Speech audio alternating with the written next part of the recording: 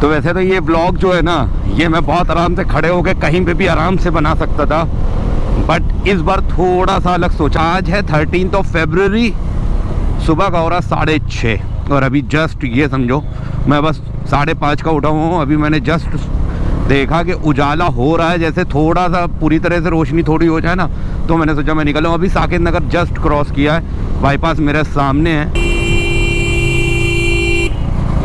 तो 30,000 किलोमीटर के बाद जो है बाइक का रुख क्या होता है ये आज आपको पता चलेगा। बाइक दिखती कैसी है ये आपको आज पता चलेगा। बाइक के खर्चे क्या हैं ये आपको आज पता चलेगा। बाइक के नखरे क्या हैं ये आपको आज पता चलेगा। तो टाइम जो है ना वो अभी बज रहा है 8 बजने में 15 मिनट बाकी हैं, और मुझे ये था कि हम लोग 6 साढ़े 6 बजे हम हाईवे को टच करेंगे और आराम से हम इस वीडियो को बेहतरीन तरह से शूट कर पाएंगे। बट सुबह का मामला ये जानते हो कि हर आदमी सो रहा होता है, और स्पेशली अगर ठंड का टाइम है ना तो उठाना बहुत मुश्किल हो जाता है। तो उठाने में फिर निकालने में तकरीबन मान के चलो मुझे पूरा 1 घंटा लग गया है। और सुबह के टाइम पे मैं किसी को शिकायत भी इसलिए नहीं करता हूँ क्योंकि मैं जानता हूँ ना कि सुबह उठना कितना मुश्किल होता है, क्योंकि मेरे लिए वो बहुत मुश्किल है। जो मेरे नए व्यूअर्स हैं ना उनको मैं बता देता हूँ, मेरा नाम सैयद कैफ हसन, रणविजय भाई। Black Dominar, green Dominar same model है। इनकी मार्च की थी 2019 मार्च में इन्होंने लिया था। मैंने जो लिया था वो 2019 जून में लिया था, मई या जून में मैंने लिया था। और हम लोगों के 1 साल, जैसे 1 साल क्रॉस हुआ था उसके बाद 2 साल का लॉकडाउन लग गया था। तो इन एंड ऑल अभी आप मान के चलो इसकी 5 साल कंप्लीट हो चुके हैं, और प्लस 30,000 हम दोनों बाइक के 30,000 कंप्लीट। मेरे शायद 100-200 बचे, इनके पूरे इनके क्रॉस हो चुके। रणविजय भाई दिल्ली से जाके लेके आए थे। मैं मथुरा और दिल्ली का जो बॉर्डर है ना, मैं वहाँ से लेके आया था। उस टाइम पे हमें जो बाइक की कॉस्ट पड़ी थी ना 230 या 240 की पड़ी थी, 5 साल पहले की बात है। अभी की बात ये है कि अभी ये ऑन रोड 2.25-3 लाख रुपए की बाइक है। और अब जो है ना इसमें कुछ चेंजेस भी हैं, बहुत सारी चीज़ें हैं, बट जो फील ये 2019 मॉडल को चलाने का है ना, आप चला के देखना, वो फील आपको उसमें नहीं आएगा। उसमें वाइब्रेशन भी ज़्यादा है। स्टिल अभी हमारी बाइकों में उतना वाइब्रेशन नहीं जितना उसमें नई बाइकों में वाइब्रेशन है।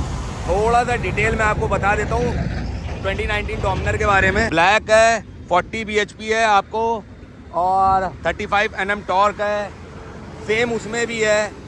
और आपका 6 गियर में आता है, अप्स एंड डाउन जो है आपका फोक्स आ जाएंगे दोनों में ही।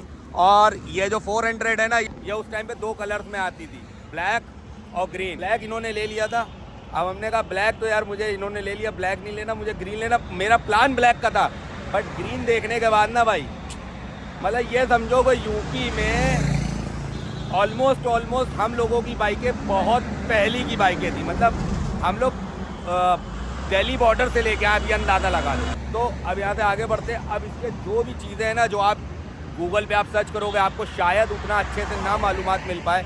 स्पेसिफिकेशन में आपको नॉर्मल सारे डिस्क साइज, टायर साइज, जैसे 157 का ग्राउंड क्लियरेंस है, वो सब आपको मिल जाएगा।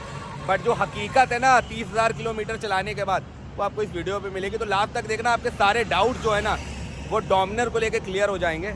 तो आप डोमिनर अगर परचेज करने जा रहे हो तो आप बहुत क्लियर माइंड रहेगा कि आपको खरीदनी चाहिए या नहीं खरीदनी चाहिए। तो माइलेज का सीन मैं आपको बता देता हूँ कि इसका जो माइलेज है वो 5,500 आरपीएम जिसको नहीं मालूम है तो वो गूगल कर लेगा। मैं इसमें बता देता हूँ, ये आरपीएम की वो होती है, बाकी उसमें सब 1 2 3 4 5 लिखा होता है, वो आरपीएम होता है। तो आरपीएम जो होता है वो 5,500 आरपीएम तक अगर आप इस बाइक को रखते हो तो आपको एवरेज अच्छा मिलेगा। एवरेज अच्छा से मुराद ये है कि आपको 25 से 30 के बीच में आपको एवरेज वेरी करेगा।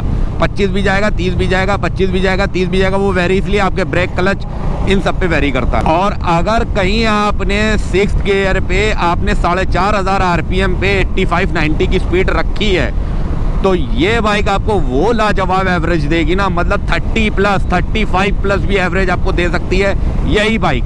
क्योंकि मेरा ये एवरेज, मतलब मैं इतनी बार निकल चुका है ना, मैं इतनी बार वो 35 प्लस एवरेज निकाल चुका हूँ, मैं ही जानता हूँ उस चीज़ को। देख रहे हो कितना ईजिली 100 प्लस, इतनी ईजिली। अबे यार ऐसा लगा बाइक यूं गई। और एक ये जो बैलेंसिंग का खेल है ना ये जो बैलेंसिंग का खेल है ना भाई साहब, इस बाइक में जब आप हाई स्पीड पे हो ना तो आपको ये बाइक कॉन्फिडेंस देती है कि भाई साहब मैं हूँ, टेंशन ना लो, हम इधर उधर नहीं भागेंगे, तुम टेंशन ना लो।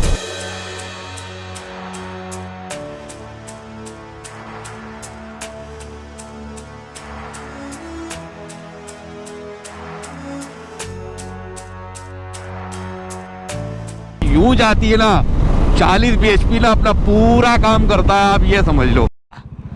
ये डोमिनर है अपनी, ये इसकी सर्विस कॉस्ट को अगर हम बात करें, इसके पार्ट्स की बात करें तो ये कितनी रिलायबल है सर्विस कॉस्ट को लेके या पार्ट्स को लेके। देखो भाई, जब बात आती है रिलायबिलिटी की, इसकी परफॉर्मेंस की और इसके पार्ट्स की, सर्विस कॉस्ट की, तो मैं ये बताना चाहता हूँ कि डोमिनार एक ऐसी बाइक है जिस पे आप 100% रिलायबल हो सकते हो, जिस पे भरोसा कर सकते हो।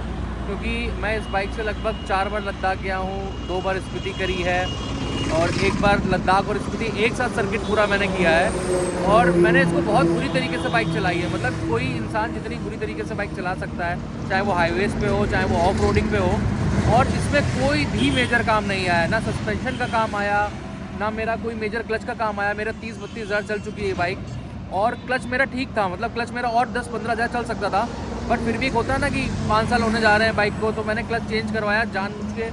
स्प्रॉकेट जो टाइम टू टाइम चेंज होता है वो आपका लगेगा ही लगेगा। आज तक इस बाइक में कुछ भी ऐसा काम नहीं हुआ है जो मैं ये कहूँ कि नहीं यार ये बाइक में गड़बड़ हुआ है, या मेरा इंजन खुला है, या मेरा हेड का काम आया है। कभी मैंने ऐसा कुछ फील नहीं किया, ना कभी ऐसा कुछ मुझे देखना पड़ा। बाइक काफ़ी रिलायबल रही है।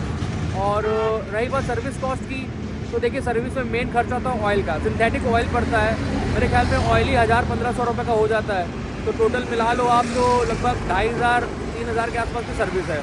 10,000 किलोमीटर पे आपको वो देना है, तो इतना कोई मेजर कॉस्ट नहीं है इस बाइक में। बहुत ही लो मेंटेनेंस बाइक है और बहुत ही रिलायबल बाइक है। मेरा जो टायर की अगर खाली बात कर लेता हूँ तो जो मेरा टायर चेंज हुआ है ना, वो पीछे वाला ये दूसरा टायर है मेरा। तो फ्रंट टायर है ना, वो भी ये दूसरा ही है, ये बाद में चेंज हुआ है। ज़्यादा करके क्या होता है, जो टायर जो ज़्यादा करके ख़राब होते हैं या छीलते हैं ना, वो पीछे वाले होते हैं। आपका भी दूसरा होगा। ये मेरा तीसरा टायर है। तीसरा, ये भाई साहब तीसरा टायर है, और आगे वाला दूसरा है। तो इनके 3 टायर है। जैसे मैंने बताया नहीं, जब टेक ऑफ करता है तो इस वजह से पीछे वाला टायर जो है, बीच में दोस्त लोग ने तो व्हीली तो नहीं, खैर बर्नआउट काफ़ी मारा है। बर्नआउट मैं कर नहीं पाता हूँ, बर्नआउट काफ़ी किया था तो उस चक्कर में टायर खराब हो गया। मतलब 30,000 पे आपके 2 चेन स्पॉकेट खराब होंगे। मुझे चेन स्पॉकेट चेंज कराना, अगर आपने लास्ट वीडियो नहीं देखी तो जाके देख लो।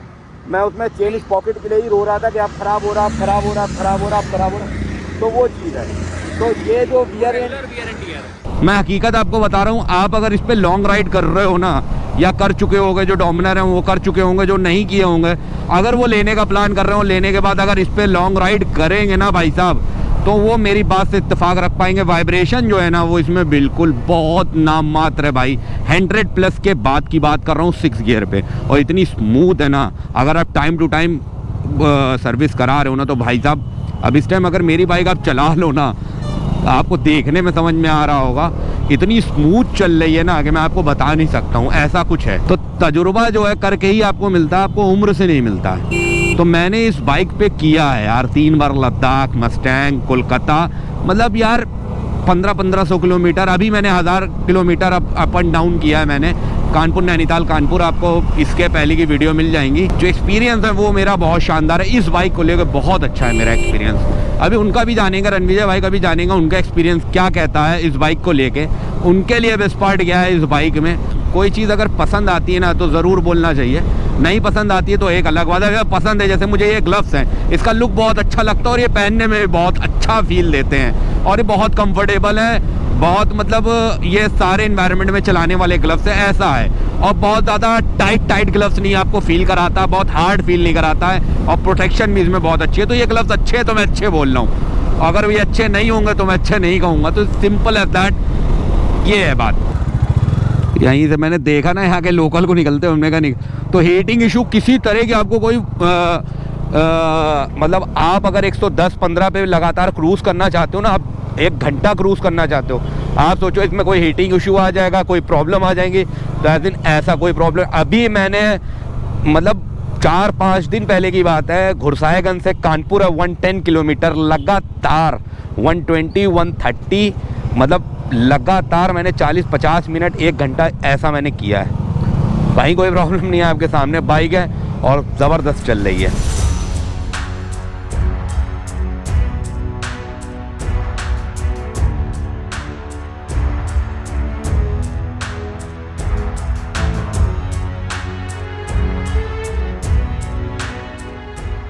ये मेरी पुरानी जगह है जहाँ पे मैं हमेशा अपना ब्लॉग स्टार्ट करता था और अपना ब्लॉग एंड करता था अगर मैं डेली रूट पे जा रहा था होता था। तो ये बताओ एक रणजीजा भाई, वो बेस्ट पार्ट क्या लगता है डोमिनार का, वो बताओ। मैं तो अपना बता चुका हूँ, मुझे जिसका 6 गियर पे नो वाइब्रेशन वाला फील है ना, जो 100+ जाती है बिना वाइब्रेशन के, मेरा तो बेस्ट पार्ट वो है डोमिनार में। बट आपका क्या बेस्ट पार्ट, आपका भी एक्सपीरियंस 30,000+ किलोमीटर का है। मुझे जो उसका बेस्ट पार्ट लगता है ना, वो उसका सिटिंग पोस्चर है। हाँ, सिटिंग पोस्चर इसका इतना अपराइट है, हाँ, आपकी स्पाइन सीधी रहती है। लॉन्ग ड्राइव में ना, लॉन्ग राइड जब आप करते हो तो आपकी ना कमर पे दर्द आता है जब आप सही से बैठे नहीं हो, आपका पोस्चर सही ना हो। बट इस बाइक पे बैठने पे ना इतना सही पोस्चर आता है कि आप 700-800 किलोमीटर तो थकते नहीं हो। मतलब जैसे हम लोग कानपुर रहते हैं, ये दिल्ली से लगभग 500 किलोमीटर दूर है।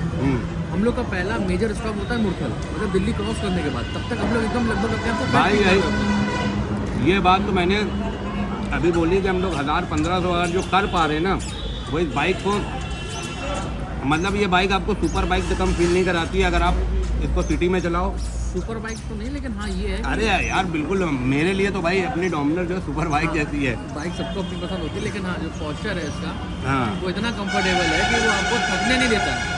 अगर आपके अंदर थोड़ा भी स्टेमिना है, थोड़ी भी एंड्योरेंस है, तो आपको वो 1000 किलोमीटर बहुत आराम से करवा देगी। देखो कमी तो होती है, ऐसा नहीं कि कमी नहीं होगी, परफेक्ट तो हो ही नहीं सकता कुछ, बट कमी इसलिए नहीं करेंगे ना जिस प्राइस रेंज में आती है, मुझे ऑफर करती है। आप खुद उस चीज़ को कंप्लेंट नहीं करोगे यार कि थोड़ा और कुछ मिल जाता या थोड़ी ग्राउंड क्लियरेंस अच्छी हो जाती, मतलब नहीं करोगे। जो प्राइस रेंज है और जो चीज़ें दे रही है, आप कंप्लेंट कुछ कर ही नहीं सकते इस चीज़ में। ये है कि थोड़ा मतलब देखने में तो बल्कि लगती है, लेकिन थोड़ा मुझे लगता है कि जो उसके लेग गार्ड्स हैं वो बहुत हल्के कंपनी ने दिए हैं बाइक के हिसाब से, वेट के हिसाब से। हाँ, ये चीज़ मुझे लगती है, एक लेग गार्ड वाली बात तो भाई।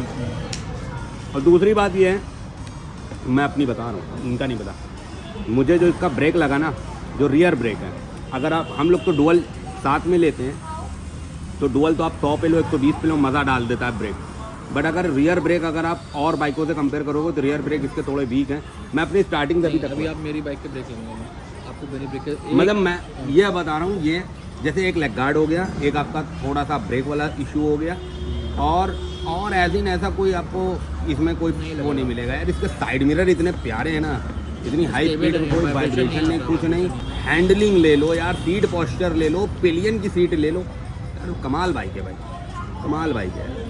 अगर इस बजट का 400 सीसी पे जाने का प्लान है ना, तो भाई साहब याद रखोगे कि हाँ किसी को देखा था और कोई 2 लोग थे जो इस चीज़ को रिकमेंड कर रहे थे। याद रखोगे, 100% याद रखोगे। चाय जो बननी थी वो फट चुकी थी, तो हम लोगों ने पकौड़ा यहाँ खाया और चाय उधर पी, और दो नहीं बल्कि 3 चाय हम लोगों ने पी हैं। आज के लिए इतना ही। अगर आपको ये वीडियो कहीं से भी इंफॉर्मेटिव लगी हो और आप यहाँ तक देख रहे हो ना, तो इस वीडियो को लाइक करना, ज़रूर से ज़रूर शेयर करना, क्योंकि शेयर करना बहुत ज़्यादा ज़रूरी है। तभी मेरी रीच जो है ना वो और ज़्यादा तक पहुंच पाएगी, और जो अपना पुराना हिसाब किताब था ना पुराने चैनल वाला, उससे भी आगे मैं और जल्दी बढ़ पाऊंगा। और जितने भी डाउट्स हैं ना डोमिनार को लेके, आई होप आपके वो सारे डाउट्स क्लियर हुए होंगे। अगर क्लियर नहीं हुए हैं या मैं कोई ऐसी चीज़ हम लोग भूल रहे हैं, इसलिए हमने जो बात करी ना हम दोनों ने वो वाली बात करी है जिससे मतलब अपना एक्सपीरियंस शेयर किया है हम। और इतनी राइडें हम लोग 3 बार 4 बार लद्दाख कर चुके हैं, सारी राइडें कर चुके हैं जो मेजर राइडें इंडिया की। और उसके बाद अगर हम लोग कोई चीज़ शेयर कर रहे हैं ना, तो वो अपना तजुर्बा ही है, और वो करके ही हम शेयर कर रहे हैं, ऐसे नहीं हवा में शेयर नहीं कर रहे हैं। और कोई भी चीज़ ऐसी नहीं है जो आपको गूगल पे आपको ईज़िली मिल जाएगी, वो चीज़ नहीं है, ठीक है। तो बस आज के लिए इतना ही, मिलता हूँ आपसे नेक्स्ट वीडियो में। तब तक के लिए आदाब, सलाम, नमस्कार, Ram Ram. This is Kaif in Kanpur today 13 फरवरी, सुबह का 10:30 हो गया है। Signing off. भाई साहब मज़ा ही है यार, इस बाइक को चलाने का मज़ा ही अलग है यार।